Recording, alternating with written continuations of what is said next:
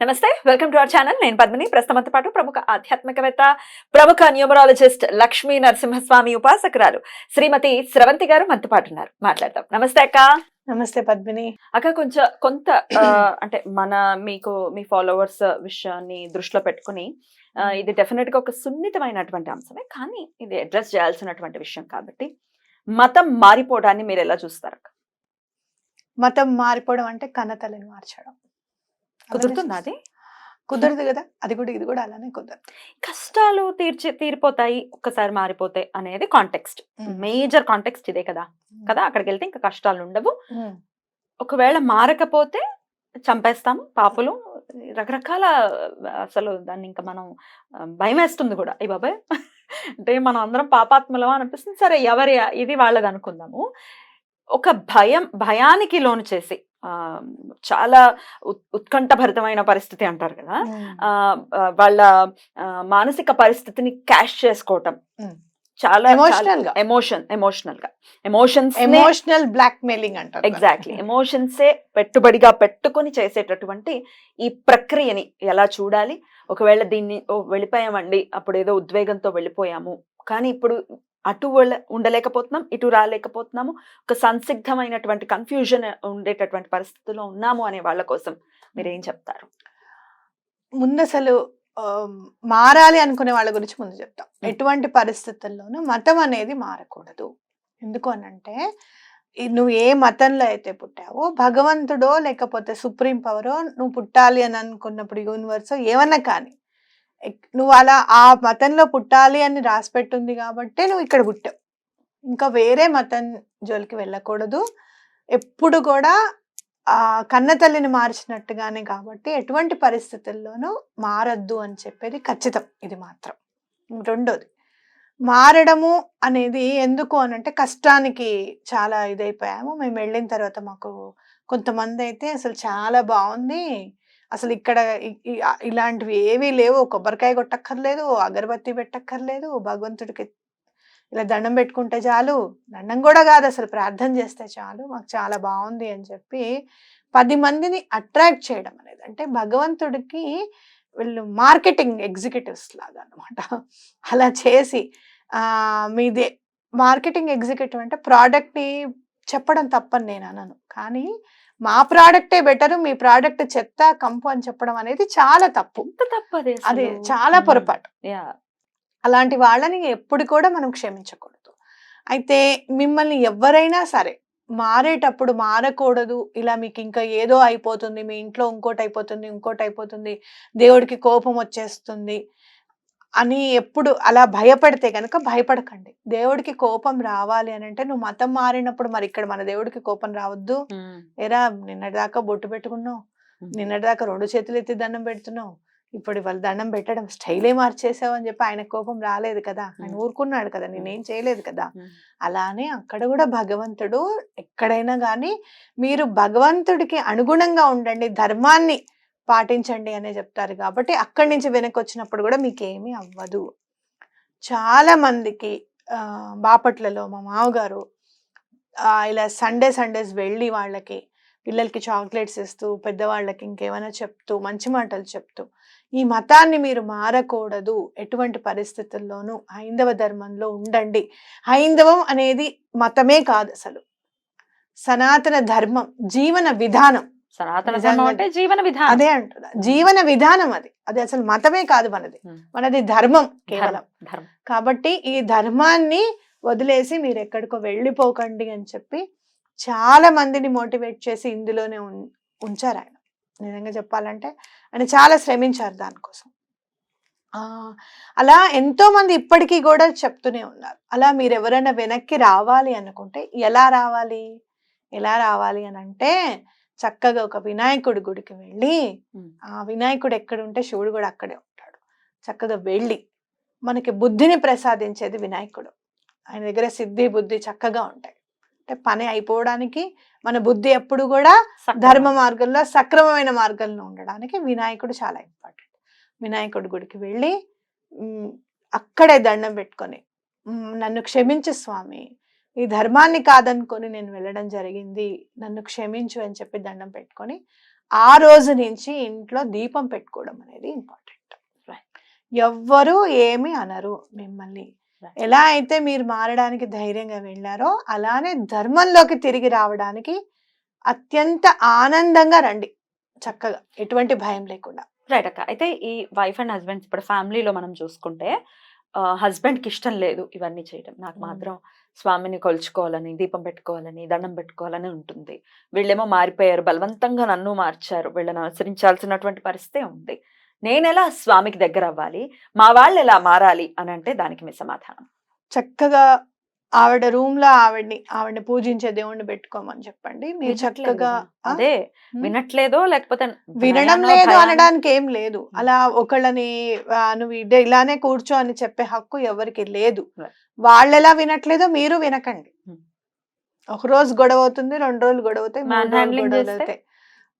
Man handling చేస్తే అసలు wife ని హస్బెండ్ మ్యాన్ హ్యాండ్లింగ్ చేయకూడదు, హస్బెండ్ ని వైఫ్ మ్యాన్ హ్యాండ్లింగ్ చేయకూడదు. చాలా దూరం వెళ్ళిపోతాయి మ్యాన్ హ్యాండ్లింగ్ చేస్తే. ఇప్పుడు తప్పు చేసిన వాడిది కాదు పొరపాటు, లీగల్ గా మ్యాన్ హ్యాండ్లింగ్ చేసిన వాడిదే పొరపాటు, గుర్తుపెట్టుకోండి. నేను చాలా మందికి చెప్తాను, చాలా మంది నా దగ్గరికి కౌన్సిలింగ్కి వచ్చిన వాళ్ళు నన్ను అనకూడని మాట అందండి, అందుకని నేను 2 వేసాను అంటాడు. నువ్వు వేసేసావు, అయిపోయింది అయిపోయింది, ఇంకా నువ్వు మ్యాన్ హ్యాండ్లింగ్ చేసావు, నువ్వు నీదే తప్పు అంతే, ఒకటే మాట. మ్యాన్ హ్యాండ్లింగ్ చేయడానికి ఎటువంటి పరిస్థితుల్లో చేయకూడదు.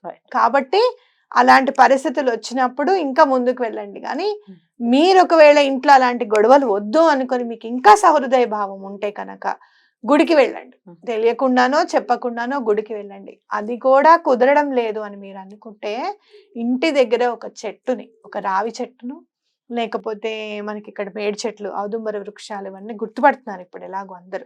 మెయిన్ గా రావి చెట్టు లేకుండా, వేప చెట్టు లేకుండా ఏ వీధి ఉండదు జనరల్ గా.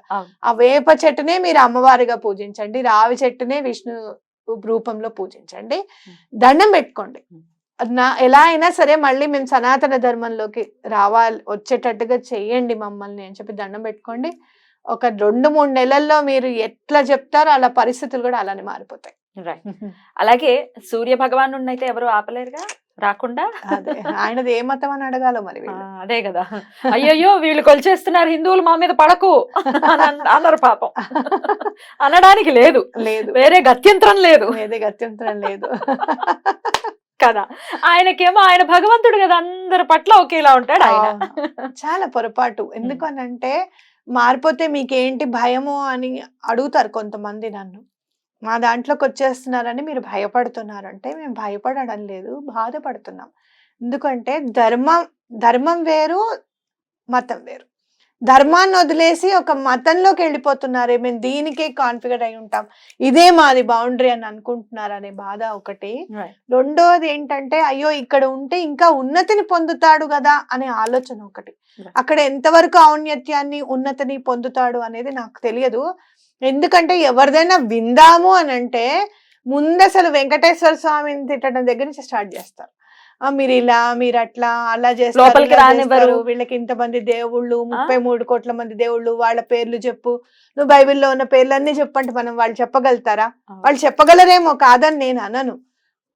33 కోట్ల మంది దేవతలు చెప్పు, అప్పుడు మేము నమ్ముతాము అని అంటే. 33 మంది దేవతలు, వాళ్ళ పరివారం 33 కోట్ల మంది, అది కూడా తెలీదు. ఒక అతను అద్భుతమైనటువంటి వ్యక్తి, సరస్వతీదేవి మ్యూజిక్ టీచర్ అని, చేతిలో పుస్తకం ఉంది, మరి దాన్ని ఏమన్నాలో తెలియదు. అసలు వీళ్ళకి అవగాహన లేదు, అవగాహన రాహిత్యంతో వచ్చేటటువంటి మాటలు ఇవి. అవగాహన ఉండి అవగాహన లేకపోవడం కాదు, అవగాహన ఉండి దాని గురించి మొత్తం తెలుసుకుని ఎక్కడ మనని ఏం చేస్తే మనకి కోపం వస్తుందో, బాధ కలుగుతుందో, రివర్ట్ అవ్వాలి అని అనిపిస్తుందో అక్కడ ఆ పాయింట్ మాట్లాడడం నేర్చుకుని మాట్లాడేవాళ్ళు వీళ్ళందరూ కూడా. కానీ అందులో దొరికిపోయేది ఏంటంటే అసలు బుర్రలేదా అనే మాట. ఏ మతము కూడా పరాయి మతం వాళ్ళని తిట్టండి అనో, ఆ భగవంతుడు కాదు అని చెప్పదు. వీళ్ళ మతం ఔన్నత్యం తెలుసుకోలేకపోవడం కారణం ఏంటి అని అంటే ఎప్పుడు చూసినా వేరే వాళ్ళని తిట్టడమే. ఇంక నీకు ఇంకా భగవంతుడి గురించి నువ్వు ఎక్కడ దండం పెట్టుకుంటున్నావు, ఎక్కడ నేర్చుకుంటున్నావు? కృష్ణుడు అలా చెప్పాడు. మన కృష్ణుడు ఏం చెప్పాడు? నేను చెప్పాల్సింది చెప్పేసా, నీకు ఏం కావాలో చేసుకో. కానీ నేను ధైర్యంగా చెప్పగలుగుతాను, ఎస్ మాకు 33 కోట్ల మంది ఉన్నారు, నాకు కూడా పేర్లు తెలియవు, కానీ ఏ దైవం కూడా అంత తెలియకపోయినా, నాకు అంత అవగాహన రాహిత్యంలో ఉన్నా ఎవరినో తిట్టాలని మాత్రం నాకు అనిపించదు. అది నా ధర్మం నేర్పించింది ఫస్ట్. అది ధర్మం నేర్పించే సంస్కారం. కాబట్టి సంస్కారం ఉంటే చాలు, పేర్లు తెలిసినా తెలియకపోయినా పర్వాలేదు. పేర్లతో ఏం చేసేది? ఇవాళ ఒకళ్ళు వచ్చారు, పక్కన కూర్చున్నారు, మేడం మీరు యూట్యూబ్ లో చేస్తారు కదా అంటే, అవునమ్మా అదేదన్నా మీ నెంబర్ ఇవ్వండి మేడం, మీతో మాట్లాడాలి, అపాయింట్మెంట్ తీసుకోవాలనుకుంటున్నా అంటే ఇచ్చా. అవును ఇంతకీ మీ పేరేంటి అని అడిగింది ఆవిడ. నా పేరు శ్రవంతి అండి అని చెప్పి. అంటే ఏంటి, అక్కడ పేరుతో కాదు ఇంపార్టెంట్, తెలుసు మర్చిపోయారేమో, కానీ బలానా వాళ్ళు చెప్తారు, రెమెడీస్ చెప్తారు, బాగుంటాయి, మనం ఫాలో అవుదామనో లేకపోతే మన పరిస్థితి బాగుపడుతుందనో ఆవిడ అనుకుని ఉంటారు. అంతేగాని నా పేరు తెలియదు కాబట్టి అసలు నాతో నువ్వు మాట్లాడుకో అని చెప్తే నష్టపోయేది నేనే. అంతే కదా. రైట్. అయితే ఇంకొక పాయింట్ ఏం చేస్తారంటే, కొంత కింద వర్ణం వాళ్ళని గుళ్ళోకి రానివ్వరు, లేకపోతే అంటరానితనం, ఇదంతా ఇది వరకు రోజుల్లో ఉండిద్ది. ఒకవేళ మామూలుగా మనం సైంటిఫిక్ కూడా ఎప్పుడో ఒకసారి ఎక్కడో జరిగిన దాని గురించే మాట్లాడతారు. అసలు ఇప్పుడు గురించి నాయనార్లందరూ ఎవరమ్మాయి, నాయనార్లందరూ ఎవరు అట్లా ఎప్పుడు కూడా ఎప్పుడు ఒక్కటి ఎక్కడైనా కూడా మీరు చూడండి, ఎక్కడైనా చరిత్ర అంతా చూడండి, ఎక్కడైనా కూడా కాస్ట్ గురించి తీసుకొని డిగ్రేడ్ చేయడము, లేకపోతే జెండర్ ఇన్ఈక్వాలిటీ చూపించి, ఇప్పుడు వెంగమాంబ గారు ఉన్నారు, చాలా మంది ఆవిడ సనాతన సాంప్రదాయాన్ని పాటించలేదు, భర్త పోయిన తర్వాత పసుపు కుంపలుకి దూరం అవ్వలేదు, లేదు అంటే కనుక ఆడదై ఉండి సన్యాసం ఏంటి, పాటలు పాడడం ఏంటి అని చెప్పంటే, వాళ్ళందరినీ కూడా భగవంతుడే ఎదిరించేలాగా చేశాడు, వాళ్ళందరికీ కూడా నిరూపించారు.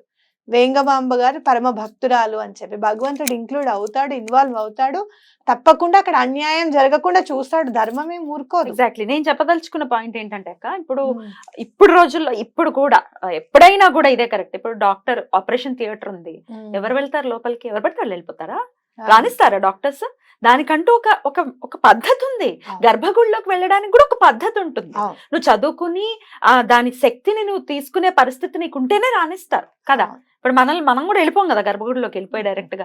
యంత్రశక్తి ఉంది అక్కడ, అది మనం తట్టుకోలేము. ఎట్లయితే ఆపరేషన్ థియేటర్ లోకి మనం వెళ్ళలేమో, మనల్ని ఎలా అయితే రానివ్వరో, ఇది అంతే.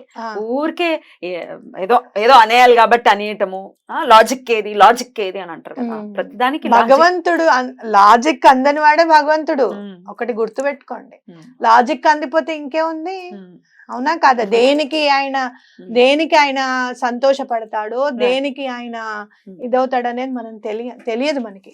ఫలం పత్రం తోయం అని అంటాం, అంటే నీరిస్తే కూడా ఆయన సంతోషపడిపోతాడా, అవునా అని అనిపిస్తుంది మనకి.